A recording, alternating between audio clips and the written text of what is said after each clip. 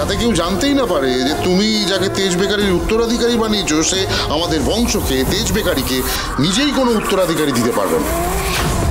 মেজো খোকা, তেজ তেজ বল না বাবা, একবার বল যে রিপোর্টে কিছু একটা ভুল আছে। আমরা কেউই সত্যিটা মানতে পারছি না বাবা, বল না, সত্যিটা বল। প্রথমে আমিও মানতে পারিনি মা, আমার অ্যাক্সিডেন্ট হয়েছিল না, তারপর অনেকগুলো টেস্ট হয়েছিল, ওই টেস্ট দিয়েই সবটা পরিষ্কার হয়ে গেছে। তোমাদের মনে আছে আমি ছোটবেলায় একবার সিঁড়ি থেকে পড়ে গেছিলাম? হ্যাঁ, সে সার্থক তোকে ফেলে দিয়েছিল।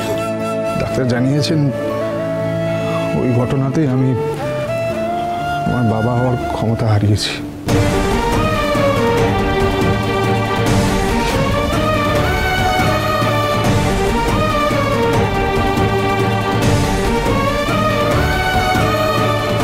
আপনার যে পেলভিক ইনজুরিটা হয়েছিল তার ফলে আপনি বাবা হওয়ার ক্ষমতা হারিয়ে ফেলেছেন। আমি আগেই জেনে গেছিলাম, কিন্তু তোমাদের কাউকে বলিনি, আমি বলতে পারিনি। কি করে বলতাম আমি তোমাদের, কি করে বলবো সুধাকে, কি করে বলবো? আমি সত্যিটা বলে আমি তোমাদের ধাক্কা দিতে চাইনি গো। কিন্তু এর কোনো চিকিৎসা তো নিশ্চয়ই থাকবে, বল? হ্যাঁ, আরে মেডিকেল সায়েন্স এত উন্নত হয়েছে দাদা ভাই, তুই চিন্তা করিস না, আমরা সবাই মিলে। আর কোনো রাস্তা নেই তো? সুধার মুখে হাসি ফোটানোর জন্য আমি কঠিন থেকে কঠিনতম চিকিৎসা করাতে রাজি আছি, কিন্তু there is no other way.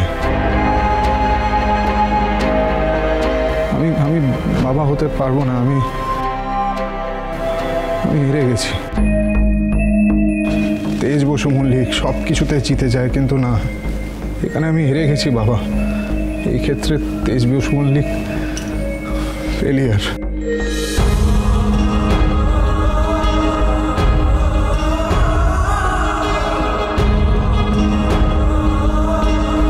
আমি জানি না আমি সুধাকে সত্যিটা কি করে বলবো, ওকে কি করে বলবো যে ওকে মা হওয়ার আনন্দটা আমি কোনোদিনও দিতে পারবো না। আমি কি করে বলবো আমি জানি না। সুধা আছে কোথায়? হ্যাঁ, বিগলো এন্ড সিস্টারকে তো অনেকক্ষণ দেখছি না। মেবি হয়তো এইসব হেয়ার করে মনের দুঃখে নিজের রুমে চলে গেছে।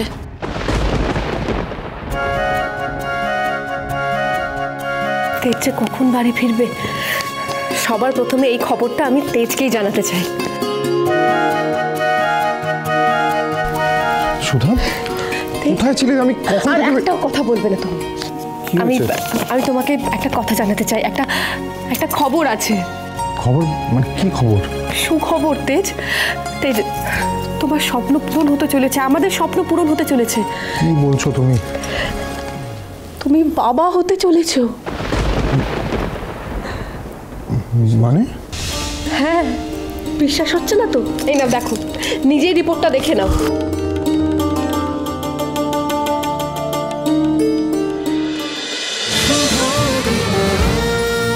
শুভ বিবাহ সোম থেকে রবি প্রতিদিন রাত 10:30টায় স্টার জলসায় ও জিও হটস্টারে।